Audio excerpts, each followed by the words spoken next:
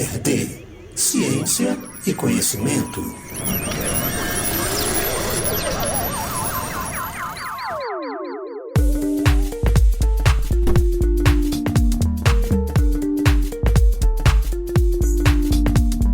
Olá povo, olá pessoas, eu sou a Adelona e temos a honra de receber nesta edição do programa Renato Giannini, o novo presidente da Sociedade Brasileira para o Progresso da Ciência, a SBPC. Bom, Giannini é professor de filosofia da Universidade de São Paulo, a USP, escritor e ex-ministro da Educação. Ele tomou posse em 23 de julho de 2021, dia em que também foi realizada a 73ª reunião anual da SBPC. Bom, nessa entrevista o professor Giannini fala sobre a importância da SBPC para o desenvolvimento do país, da relação entre ciência e cultura e do papel das universidades como produtoras e divulgadoras do conhecimento científico. Vamos lá! Qual a importância da SBPC para a sociedade brasileira? A SBPC tem 72 anos. Ela, desde o início, fundada por cientistas importantes, ela assumiu um papel de defesa da ciência que culmina poucos anos depois da sua criação, em 1948, na fundação do CNPq e da CAPES, ambos no governo democraticamente eleito de Getúlio Vargas, dentro de um projeto de fortalecer a ciência no Brasil, para que o Brasil não ficasse totalmente a reboque.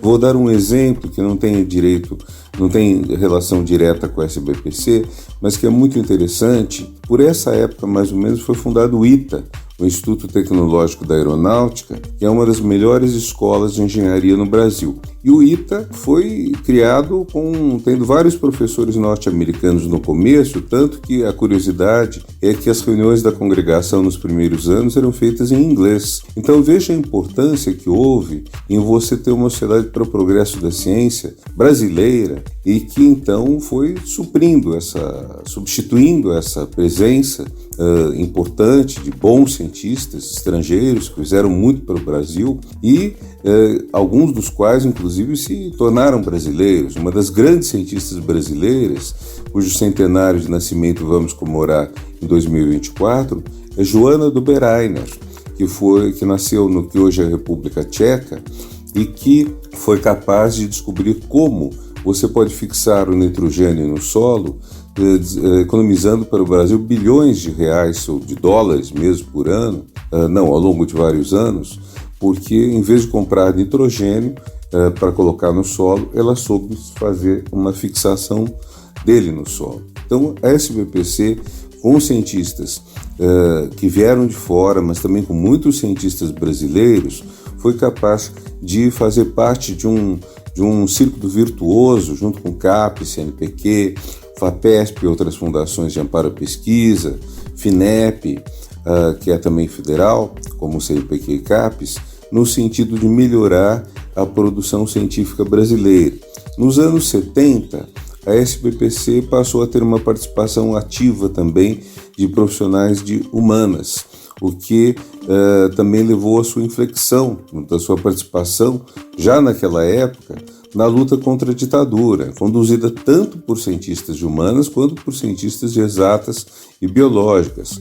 Eu lembro de sessões memoráveis com Maurício Rocha e Silva e outros grandes cientistas das exatas, grandes nomes de humanas também, que lutaram muito contra a ditadura, mais tarde lutaram pelo impeachment do então presidente Collor, quando se revelou todo o conjunto de malfeitos de seu governo, e penso que o papel da SBPC é, hoje, ser a organização não estatal, representativa dos cientistas e dos que defendem a ciência, que agrega ciência, cultura, que está na revista dela, Ciência e Cultura, o nome do título, educação, saúde, meio ambiente, tecnologia e inclusão social.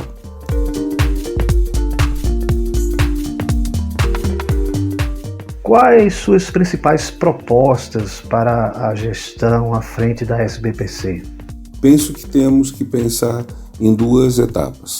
Uma primeira etapa é a defesa daquilo que está hoje sob ameaça. Exemplo, supercomputador Tupã, que é capaz de fazer previsões meteorológicas de longo prazo, e é um computador de uma velocidade incrível e caro, custou caro ao Brasil, e sua manutenção não é barata. Ele necessita de um gasto, de um consumo de energia elétrica elevado, mas essa conta elétrica está sob risco de não ser paga pelo governo, do supercomputador fechar, de pararmos de ter previsões meteorológicas absolutamente necessárias para, entre outros, a lavoura e todos aqueles que trabalham no campo, para o turismo e para a sociedade em geral. E precisaríamos, na verdade, também substituir o supercomputador Tupã por outro, que também custa caro, há tempo que se quer isso. Agora, se você não paga a conta de luz de um supercomputador Tupã, eu comparo isso a você comprar um Lamborghini, vamos dizer, um carro de milhões de reais, e não trocar óleo. E você não troca o óleo. E aí, por causa de uma despesa de algumas centenas de reais, você faz fundir o motor de um veículo que custa milhões de reais. Essa é a primeira etapa, defender a ciência, defender aquilo tudo que está sendo feito hoje. E uma segunda etapa é deixar claro que tudo isso é essencial para uma fase ulterior da história brasileira, que vai ser a construção de uma sociedade do conhecimento. Hoje você lê a imprensa internacional, você lê os projetos internacionais, você vê que embutir inteligência na produção é decisivo. O Brasil foi um país que se industrializou numa época em que a industrialização era o traço distintivo do desenvolvimento, em que os países subdesenvolvidos exportavam matéria-prima ou extrativa, minerais, ou mais fruto do plantio e da criação agropecuária, e o Brasil instalou um parque industrial bom, que depois foi sendo reduzido. Hoje o Brasil voltou a exportar o que se chamam commodities, são esses produtos que antigamente a gente chamava de matéria-prima, para em outros lugares serem desenvolvidos. Grande exemplo, nós produzimos café e exportamos café a um certo valor, e depois importamos cápsulas de Nespresso, de outros tipos que tem cerca, se não me engano, de 5 gramas cada cápsula, que custa em torno de R$2. Então, o quilo acaba saindo R$400 de um café que vale menos, porque o valor mais caro não é o café que está dentro, não é o sabor, não é a essência. O valor mais caro é a cápsula. Então, nós estamos hoje, de novo, sendo aquele país que exporta matéria-prima e importa o produto feito a partir dela. Agora, nós precisamos, então, reindustrializar o país, mas também fortalecer muito no setor de serviços com inteligência, com tecnologia, com ciência. Tecnologia, simplificando, é ciência traduzida em aplicação prática. Inovação também faz parte desse pacote pelo qual a inteligência aprimora a produção. Ora, se nós não fizermos isso, nós vamos ficar cada vez mais atrasados. Mesmo nossas exportações de commodities são exportações que incluem inteligência. Quer dizer, você já não exporta produtos agropecuários ou minerais totalmente brutos. Você faz uma certa melhora neles. Há muita tecnologia no mundo do agronegócio. Agora, nós temos que colocar mais e mais inteligência na nossa produção. Inteligência o que é? Conhecimento rigoroso. É ciência. Ciência de todos os tipos, inclusive ciências humanas. Porque como você pode querer governar um país sem ter a ciência da sociedade? Imagina alguém que quer governar o Brasil e não sabe como é a sociedade que ele governa. Há uma ciência que se chama sociologia e que permite você, a partir, por exemplo, do recenseamento, saber onde está mais pobreza, onde está mais sofrimento, onde está mais dificuldade de as pessoas crescerem, terem futuro. Então, você precisa das ciências para tudo, desde a produção econômica, que traga riqueza, etc., até mesmo a arte de governar, a arte de dirigir um país. Ciência também é cultura? Na SBPC creio que já existe essa visão, né? Mas como fortalecer no Brasil os laços entre a ciência e a cultura? Ciência e Cultura é o nome de nossa revista histórica da SBPC, que procura justamente associar esses dois pontos.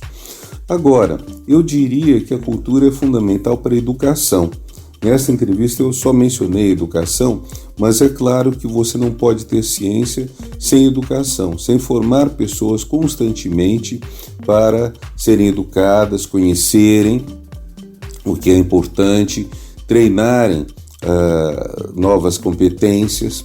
Educação é fundamental e não é casual que o trabalho da SBPC tenha se voltado tanto para o fortalecimento da CAPES, que é a agência federal que avalia mestrados e doutorados, da qual, por sinal, fui diretor por 4 anos e meio, diretor justamente de avaliação. E a avaliação o que é? É você verificar aqueles professores que são pesquisadores, que têm doutorado, estão pesquisando em laboratórios ou teoricamente, e que tem uma produção científica ativa, e nós entendemos que são eles os melhores para formar futuros mestres e doutores. Ou seja, você precisa ter um pesquisador ativo para formar futuros pesquisadores. E dessa maneira a gente consegue ter na pós-graduação brasileira o único nível de nossa educação que tem nível internacional. A gente olha os dados da educação básica, apesar de terem melhorado nos últimos 20 anos, graças a esforços importantes, sobretudo já no governo Fernando Henrique, mas sobretudo no governo Lula, através também da avaliação e de indicador de desenvolvimento da educação básica, apesar de terem melhorado, ainda a pós-graduação é o nosso nível propriamente internacional em termos de qualidade. Então, o que isso tem a ver com a cultura? No meu livro A Pátria Educadora em Colapso, que eu escrevi rememorando minha experiência no Ministério da Educação como titular em 2015, neste livro eu digo: a cultura é a educação desorganizada, e isso é muito bom. Por exemplo, você estuda, digamos, escravidão no estudo, na educação, no fundamental, no ensino médio, na universidade. Você vai estudar ao longo da história, como ela foi, como tem uma educação antiga, como a Idade Média, uma escravidão antiga, como tem praticamente tem pouca escravidão durante a Idade Média, e retoma no mundo colonial através da escravização de negros. Antes, brancos também eram escravos, você tinha escravos de todas as etnias, mas a escravização de negros durante o período colonial, sobretudo no continente americano, sendo o Brasil o país que mais importou escravos da África. Temos essa chaga em nossa história. Pois bem, você estuda escravidão, isso é educação. Você vê um filme do Spielberg, por exemplo, Amistad ou Lincoln, que tratam justamente da liberdade de escravos, você tem cultura. Então, e nos dois casos você está agregando o seu conhecimento. No caso da cultura, você agrega pelo vivido, pela experiência, você pega significações que estão envolvidas nisso. Isso é precioso. No caso da educação, você vê a estrutura disso tudo. As duas são muito importantes, e por isso que a cultura é tão importante quanto a ciência. Tão importante, quer dizer, você tem a ciência histórica dizendo certas coisas, você tem a cultura mostrando outros pontos. Eu aproveito para dizer uma coisa que eu já tenho comentado em outros lugares. É uma pena que a gente tenha relativamente poucos filmes no Brasil que tratam da escravidão, ou que tratam da escravidão mostrando toda a sua violência, toda a sua crueldade, como, por exemplo, esses dois filmes do Spielberg, Amistad e Lincoln. No Brasil eu lembro, neste momento, e certamente estou esquecendo outros filmes, mas eu lembro como filme que teve sucesso comparável do Spielberg, o filme Chica da Silva, que é mais antigo, um belo filme.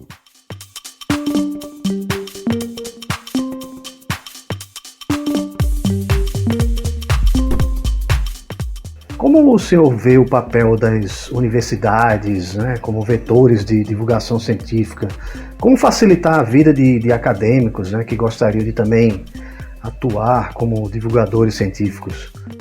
As universidades são essenciais para você ter produção, pesquisa científica, mas também para divulgação científica. Da pesquisa eu já falei um pouco. Da divulgação científica, ela é muito importante, por quê? Porque você tem a condição hoje de desenvolver uma sociedade através de um conhecimento de tudo que a ciência proporciona. Veja, quando eu era criança, a alfabetização compreendia o quê? Aprender a ler e escrever. Fora isso, eu estudava aritmética, mas não era chamado de alfabetização. Com o passar dos anos, hoje a alfabetização inclui também as operações básicas e o Plano Nacional de Educação prevê que até o fim do 3º ano do Fundamental 1, ou seja, até completar 8 anos de idade, as crianças saibam ler, escrever e fazer as operações básicas, o que infelizmente nem sempre se consegue.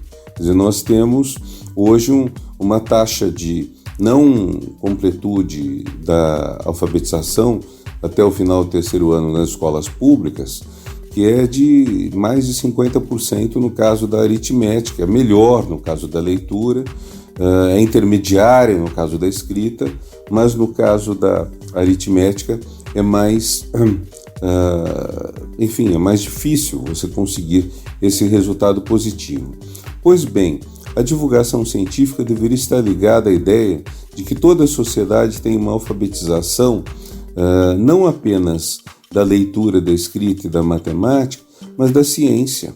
Então, é claro que isso demorará mais anos, mas significa você ter toda uma população que não só aprenda durante o período de escola para depois eventualmente esquecer as bases, de novo, da matemática, da química, da física, da biologia, da informática, como também aprenda com a história, a geografia e a sociologia, a filosofia e ainda não apenas a ler e escrever, mas também a literatura, por exemplo, as artes. Por que isso é importante? Porque sem esse conhecimento mais amplo, você fica a meio termo na sociedade atual. Eu comentei antes que é uma sociedade do conhecimento. Veja, uma coisa que muitos brasileiros ignoram é que empresários nos Estados Unidos, em vez de cursarem necessariamente um curso, de economia e administração, que podem ser cursos muito bons, eles fizeram os chamados Liberal Arts Colleges, as faculdades de humanidades, nas quais estudaram, eventualmente até mesmo grego, latim, estudaram, sem dúvida, os grandes filósofos, estudaram arte e literatura, e se entende que essas pessoas ficam mais competentes, mais capazes para dirigirem uma empresa, para trabalharem negócios, etc., do que se elas tivessem feito apenas uma formação focada nos negócios. Então, claro, essa pessoa vai estudar negócios, mas a ideia é que ela tem que ter uma infraestrutura básica muito forte de conhecimento sobre tudo que é o mundo. Por que eu estou falando disso a respeito da divulgação científica? Porque não se trata apenas de divulgar a ciência, trata-se de assegurar um letramento científico. A chamada SBPC norte-americana, a American Association for the Advancement of Science, também conhecida como AAS, ela criou um projeto chamado 2061, AAS 2061, que visa, ele continua, me parece, existindo, tem um site, vocês podem procurar, embora durante a pandemia ele não tenha sido atualizado, ao que me parece, tem um site que mostra esse projeto de, no ano 2061, todos os norte-americanos terem um conhecimento científico qualificado. Ou seja, todos os norte-americanos saberem as coisas básicas. Vou dar um exemplo que é curioso. Pesquisas aqui no Brasil dizem coisas variadas. Há uma pesquisa que o Paulo Artacho, grande cientista, meu vice-presidente eleito na SBPC, cita e que é que 95% da sociedade brasileira crê na ciência. Maravilha. Mas outra pesquisa diz que 20% acreditam que a Terra é plana. Preocupante. Agora, mesmo quem acredita que a Terra é plana, usa o Waze, usa GPS, que supõe uma Terra redonda, que só são possíveis porque você tem satélites girando em torno do globo terrestre. Então, uma questão crucial na divulgação, ou no que eu chamo letramento científico, letramento é uma forma mais sofisticada de falar alfabetização, uma forma sofisticada uma forma eficaz, me parece, é como fazer que as pessoas que se beneficiam da tecnologia conheçam a ciência que está embutida nela. A tecnologia, eu já disse, é a ciência traduzida em aplicações práticas. Então, como sucede que uma pessoa eventualmente utilize a tecnologia, mas não saiba da ciência, seja totalmente ignorante em termos científicos? É claro que você não tem que saber os detalhes de como funciona o motor de um carro para saber guiar um carro, mas se você, por hipótese, achar que um carro é movido por magia, então alguma coisa está bastante errada na sua educação. Você sabe, por exemplo, que um carro é movido por motor a combustão, e isso os alunos estudam ao longo da educação básica. Então é bom saber isso, como também, se você quiser ser autônomo para quando o seu carro tiver um defeito, você suspeitar do que se trata e tomar as devidas providências, não digo você substituir o mecânico, mas pelo menos fazer certas coisas básicas, é bom você saber em que consiste o motor a combustão. Se você quer ser uma pessoa que conhece a sociedade em que está e que participa das decisões dela por votos, por atuação, por defesa de outras coisas, você tem que saber alguma coisa da ciência da sociedade, que é a sociologia. Você mora numa cidade, se você não souber nada de urbanismo, você vai aceitar coisas que são absurdas, como, por exemplo, a destruição do verde nas cidades, acarretando poluição cada vez maior e, portanto, doenças respiratórias, redução da expectativa de vida, uma série de problemas são bastante graves. Então, por isso que é muito importante ter a divulgação científica, para a qual temos algumas revistas, inclusive a revista que a SBPC criou, a revista Ciência Hoje, mas temos também algumas outras revistas que o mercado proporciona, mas mais do que isso eu penso, nós devemos garantir que a sociedade conheça a ciência. Eu gostaria muito se nós tivéssemos pequenos clipes na TV, tanto pública quanto privada, explicando coisas da ciência. Quando eu fui diretor da CAPES, eu lembro que havia 47, 48 áreas do saber, física, química, medicina. A única área dessas cujo conhecimento chegou ao grande público de forma sistemática é a medicina. Faz pelo menos 20 anos, graças ao Dr. Drauzio Varela, e agora na pandemia outros, mas falarei da pandemia daqui a pouco, há muitos anos que as pessoas sabem de cuidados para o colesterol, cuidados para a glicemia, cuidados para evitar diabetes. Isso se tornou amplamente conhecido da sociedade, e eu queria que o mesmo amplo conhecimento as pessoas tivessem, vamos dizer, de princípios da química, da física, da ciência política, da história. Assim, tudo isso pode chegar às pessoas de uma forma agradável, até mesmo divertida. Nós temos que fortalecer isso é fundamental.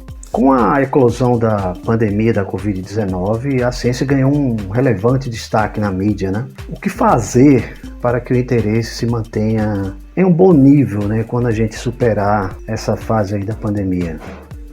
O que é muito interessante é que a pandemia da Covid, embora em alguns lugares do mundo tenha suscitado mentiras, inverdades, fake news, os Estados Unidos são um caso, o Brasil é outro, na França em bem menor escala, houve um médico que divulgou também inverdades a ponto de finalmente ser amplamente criticado e perder muito da reputação que ele tinha.